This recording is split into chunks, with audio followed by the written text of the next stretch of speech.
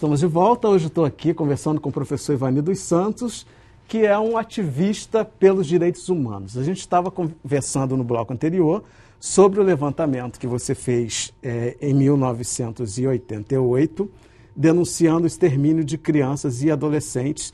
E você estava me dizendo que você conseguiu, na época, os documentos que provavam o quanto era grande esse extermínio, né?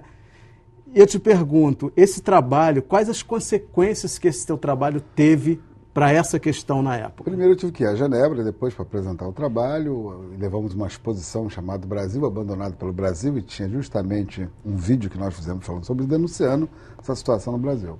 Passou a haver uma pressão internacional muito grande contra o país. E foi a partir daí, que pouca gente sabe, a partir dessa pressão, é que houve o primeiro grupo aqui organizado pela Unicef para construir a base para o Estatuto da Criança e do Adolescente, o pré-projeto do Estatuto.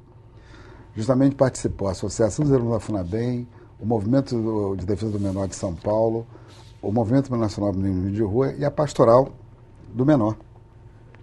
Era um documento que ele tinha como base as regras de Beijing, que se discutiam umas regras em Beijing sobre o menor de conduta antissocial, e as regras que seriam da Convenção da Criança, que a ONU ia aprovar uma Convenção da Criança. Por isso que o Estatuto Brasileiro é muito moderno. Né? O pessoal critica, não, isso é bom para a Europa, não é para o Brasil, só tem essa mania. Porque na época a gente fazia uma campanha contra o Código de Menores, que era um código, na verdade, de proteção da sociedade, né, contra as crianças, não a favor, não de direito. E nós fazíamos uma crítica de que você tinha duas coisas no Brasil, o menor e a criança. Ou seja, a criança que era lourinha dos olhos azuis, tomava leite ninho, usava fralda Johnson, né, que você via na televisão, que era criança, e menor que eram negros, na verdade, com nariz sujo e tal, que era uma ameaça para a sociedade. A sociedade não via esse contingente como crianças que não tinham seus direitos respeitados pela sociedade brasileira. Então isso correu muito, houve muita pressão, e a partir daí o Estatuto, de fato, foi para o Congresso Nacional, depois feito por essas entidades, a sua base. A Igreja colheu 1 milhão de assinaturas, né? Colheu muitas assinaturas, apresentou como um projeto de iniciativa popular, com assinatura popular. E aí, quando o Collor ganhou o governo, ele tinha que ir à ONU falar na conferência, ele foi e aprovou o Estatuto. Né? Então, o Estatuto ele nasce fruto dessas denúncias. Não só do SEAP, mas como outras organizações no Brasil todo que falavam. E você observa, em 1991, nós fizemos uma campanha chamada Não Mate Nossas Crianças. Ela é atual até hoje. Você vê hoje o problema que está se colocado sobre o genocídio da juventude negra.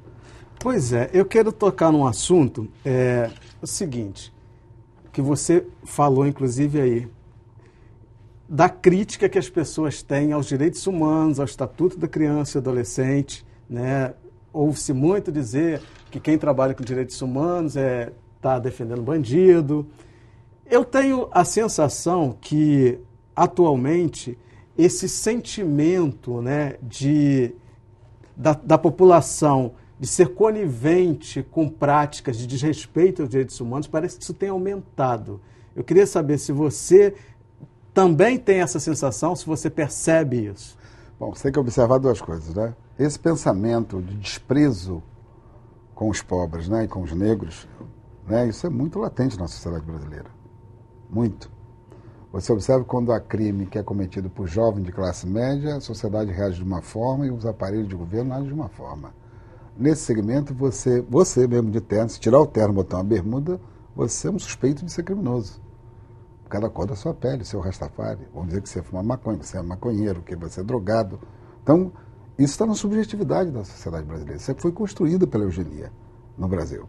Mesmo eu, na minha idade toda, com essa experiência toda, quando eu era rasta, lembro que várias vezes houve a arbitrariedade da polícia comigo, mesmo lutando por direitos humanos naquela época.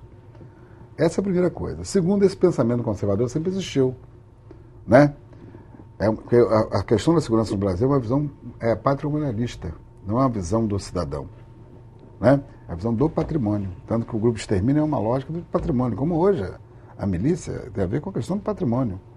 Né? Toda a lógica de segurança é ilegal, que age, né? E às vezes com agentes, pessoas do próprio, faz parte do Estado, que acabam contribuindo com essa visão. Então a visão de criminalidade é a mesma coisa. Você num país onde você tem uma ampla maioria, agora está melhorando um pouquinho, não é? Mas você tem uma maioria que não tem os seus direitos de habitação, de saúde, de educação. Hoje mesmo eu estava no dente, estou ouvindo um discurso do cara dizendo que tinha que ter pena de morte, jogada paraquedas, não sei o que e tal. O cara Mas você acha que o país está mais conservador Ou isso está mais explícito eu acho ultimamente? Que quanto mais patrimônio você dá para as pessoas, não alarga os direitos. Essa que é a contradição. A sociedade, na verdade, aumentando as condições de saneamento, né? Você não ampliou a educação. Então, isso tem a ver com uma visão conservadora de proteção a si próprio. Você vê, o mesmo papel hoje que o Amaral Neto fazia na época, de defesa da pena de morte, tinha um deputado que se elegeu no Rio de Janeiro sempre defendendo a pena de morte. Você tem outros deputados que não falam abertamente na pena de morte, mas fala, de uma certa forma, de punições parecidas. E você vê o seguinte, essa demagogia de diminuir a maioridade penal, que é uma bobagem. Né?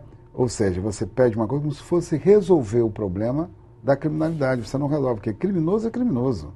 Né? O problema é você ter um contingente da população enorme. Mas o que as pessoas que acaba Ivani? acaba por sobrevivência, tendo que buscar uma coisa. Eu vou te dizer uma outra coisa, né? Na minha vida pessoal. As pessoas acham que esses garotos ficam sem punição. Não, eu acho que tem punição. O problema é que não existe formas adequadas de você educá-los para eles voltarem para a sociedade. Eu fui da FUNABEM, todo mundo acha que FUNABEM só tinha bandido, não é verdade. Você acha então que o sistema de ressocialização que não funciona? A sociedade que não tem mecanismo de receber essas pessoas. 97% dos alunos da FUNABEM não eram infratores, eram filhos de mãe solteira, o caso como o meu, que foi acabar lá. Né? 3% que eram infratores. Certo? Você acabou com a FUNABEM, tem agora o DEGAS, que o nego achou que na época eu fazia a crítica quando foram fazer o DEGAS, que ia virar presídio de menores. Na época, não, caso de ressocialização, vai virar presídio, não deu outra. Olha os muros do DEGAS. Você resolveu? Não, porque a sociedade não muda. A sociedade não resgata parte desse contingente. Então, obviamente, você vai ter garoto que, ao ver a televisão, que quer se inserir na sociedade de consumo. Meu pai ganha salário mínimo, eu já não tenho um pai em casa. A mãe, na verdade, as mães que são a grande chefe de família nessas áreas, né? O cara acaba tendo que se virar da forma dele, de forma errada. Agora, eu acho que essa ideia de você ligar direitos humanos a isso é uma forma preconceituosa com a questão dos direitos humanos. Né? Eu acho que você rotulou no Brasil, como você não dá conta de resolver as coisas, por isso. Você bem, ironia do destino. A primeira Secretaria de Direitos Humanos foi formulada por mim, em um grupo meu, no governo Garotinho Benedito. Certo? Eu fui negociar, inclusive, diretamente com o governador na época, eleito. Ele topou. Aí acabou, eu e a sua secretária, acabou sendo o Abdias, por conta lá da composição, eu fui o subsecretário, na época. Eu descubro nesse período que minha mãe, na verdade, ela não tinha se suicidado. Ela foi assassinada pela Invernada de Olaria. Você descobriu isso quando? Descobri isso em 2002, 2004, por aí. Logo depois do governo Garotinho.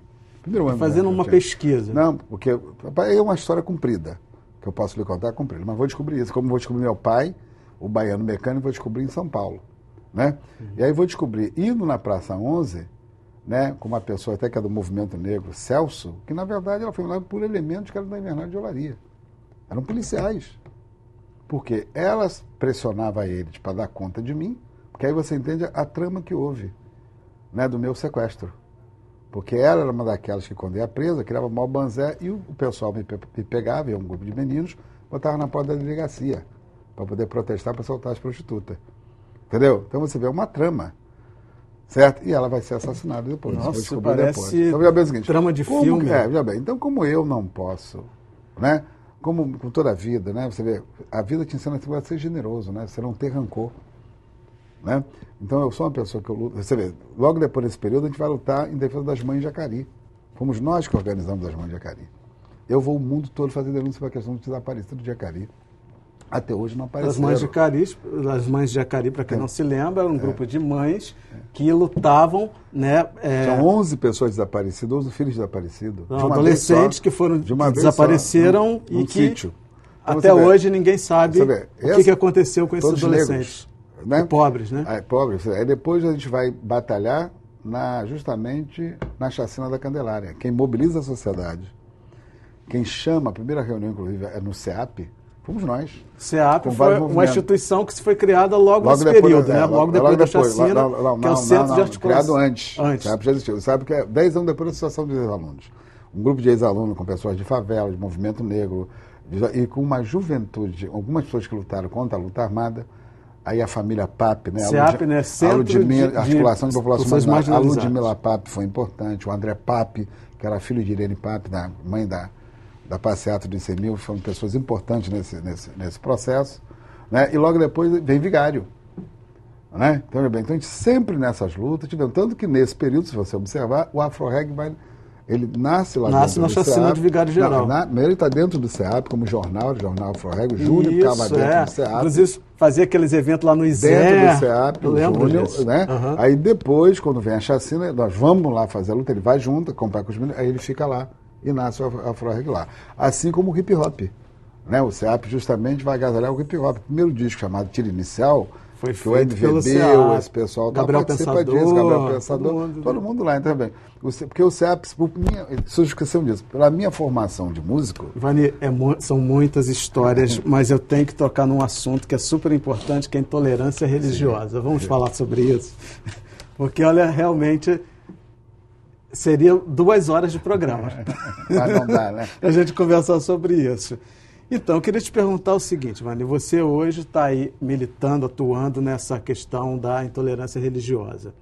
A gente tem visto aí pelos noticiários a intolerância, são terreiros de candomblé, de umbanda, que são invadidos, quebrados.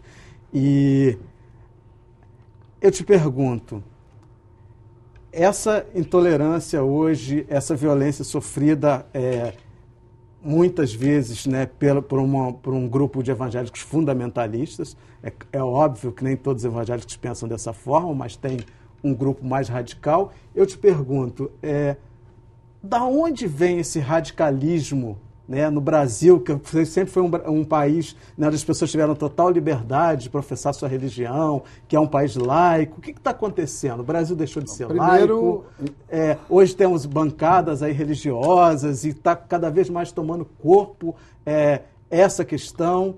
Como é que você está vendo isso aí? Primeiro vamos observar que não são todos evangélicos. Com certeza. Não podemos generalizar. Uhum. Mas é um grupo muito pequeno, não é só pequeno, é um grupo que tem uma influência grande. Ele é pequeno, mas tem uma influência grande. E que é um objetivo político. Porque a intolerância não é religiosa. Você não se pode dizer cristão e pregar ódio. Isso não existe no cristianismo. Né? Uhum. Isso não existe. Então a primeira contradição é essa.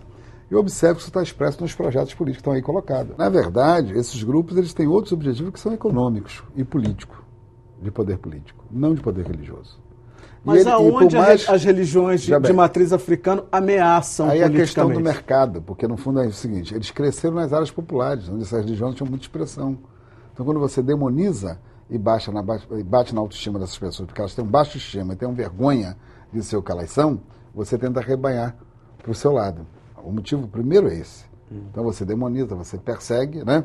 Como é? Igual quantos negros nós conhecemos que não quer ser negro? O cara é pretinho e você diz, ele não é negro. Ele é marrom bombom, ele é moreno, ele é jamba, ele é tudo. Porque ele não se orgulha. Né? Porque você tem uma imagem muito negativa da comunidade negra. Mesmo assim, a questão da religião. Isso é fruto do racismo. Então, a intolerância tem que ser combatida por todos nós. Temos que defender o Estado laico e a diversidade cultural e religiosa desse país e o direito das pessoas não terem religião. Porque isso é o dom divino. Vani, muitíssimo obrigado pela tua presença, mas infelizmente nosso tempo acabou. Como eu disse, é muita coisa para ser dita, mas o tempo é pouco. E você de casa, muito obrigado por ter ficado conosco até agora. E se você quiser rever essa entrevista e acompanhar toda a nossa programação, é só entrar lá no nosso site, www.tvalerj.tv. Até o próximo encontro.